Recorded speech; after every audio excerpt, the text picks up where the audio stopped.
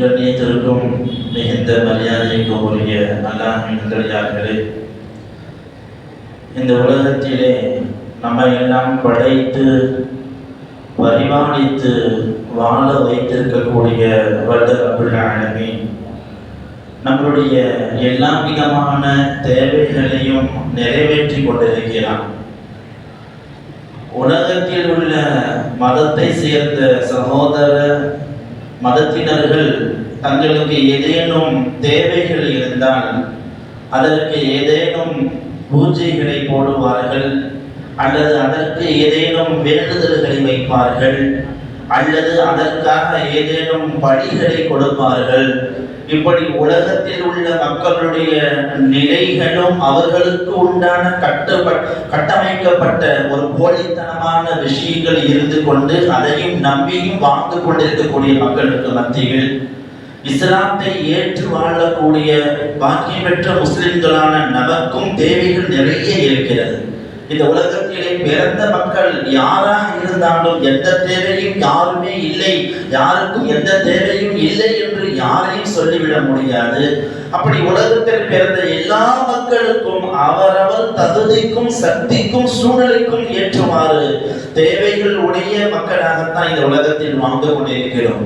எனவே முஸ்லிம்களான மூமின்களான நமக்கு ஏதேனும் தேவைகள் ஏற்பட்டால், ஹாஜத்துகள் நிறைவேற வேண்டும் என்றால் நாம் என்ன செய்ய வேண்டும் என்று யோசிக்கும் பொழுது மார்க்கம் நமக்கு சொல்லுகிறது. அல்லாஹ் குர்ஆனில் சொல்லுகிறான், வஇதா ஸஅலக இபாதி அன்னி ஃபஇன்னி கரீம். உங்களுக்கு ஏதேனும் தேவைகள் இருந்தால் என்கிட்ட கேளுங்க.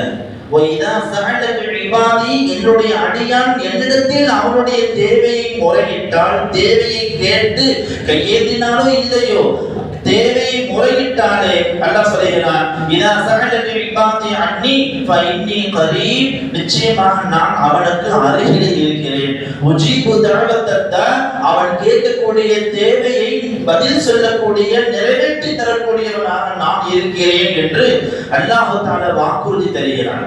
எனவே நம்முடைய தேவைகள் எதுவாக இருந்தாலும், அது சிறிய ஒன்றாக இருந்தாலும், எந்த அளவுக்கு நான் ஸல்லல்லாஹு சொல்வார்கள், உங்களுடைய எல்லா தேவைகளையும் அல்லாஹ்விடத்தில் கேட்கணும். எந்த அளவுக்குன்னா, காலில் செருப்பு அறுந்து போனால் கூட முதலில் அல்லாஹ்விட்ட கேட்கணுமா?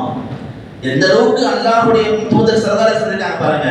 முஸ்லிம்களான மூமின்களான நாம் எல்லா காலத்திலேயும் அல்லாஹ்வையே நோக்கியவர்களாகவே, அல்லாஹ்வுடைய இடத்திலேயே முறையிடக்கூடிய மக்களாகவே, அல்லாஹ்விடத்திலே கையேந்தி நிற்கக்கூடிய மக்களாகவே வாழ வேண்டும் என்பதை பழக்கி கொடுத்தவர்கள் அண்ணல் பெருமானார் ஸல்லல்லாஹு அலைஹி வஸல்லம்.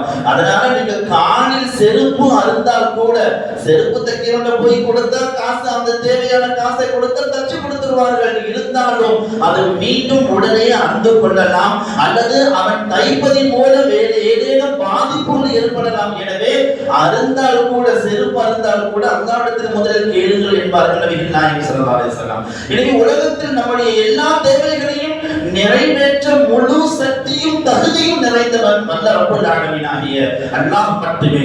எனவே தான் சர்வ சக்தி உடைய அல்லாஹ்விடத்திலே நாம் முறையிட வேண்டும், தேவைகளை கேட்டு பெற வேண்டும் என்று மார்க்கம் நமக்கு சொல்லித் தருகிறது. அன்பிற்கினே அல்லாஹ்வினர்களே, அந்த தேவையை நம்ம கேட்கலன்னா அல்லாஹ் கோபப்படுவான் என்பார்கள் நபிகள் நாயகம் ஸல்லல்லாஹு அலைஹி வஸல்லம்.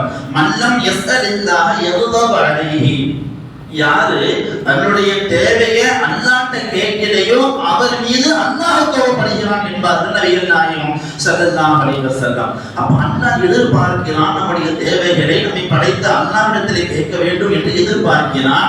அப்படி நாம அவனிடத்திலே தேவையை கேட்காமல் பிறரிடத்தில் கேட்கக்கூடிய நிலையிலே உள்ளவர்களாக இருப்போமேயானால் அவர்கள் மீது அல்லாஹ்வுடைய கோபம் உண்டாகிறது என்றால், அல்லாஹ் எந்த அளவுக்கு நம்முடைய தேவையை அல்லாஹ்ட்ட கேட்பதை எதிர்பார்க்கிறோம் என்பதை யோசிக்க கடைபிடிக்கிறோம்.